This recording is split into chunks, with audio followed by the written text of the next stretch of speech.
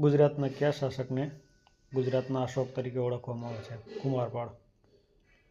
બંધારણ સભાએ રાષ્ટ્રધ્વજને ક્યારે સ્વીકાર્યો હતો? 22 જુલાઈ 1947. સીદી સૈયદની જાળી કયા શહેરમાં આવેલી છે? અમદાવાદ. નીતિ આયોગના અધ્યક્ષ કોણ હોય છે? હોદ્દાનો વિરુએ વડાપ્રધાન.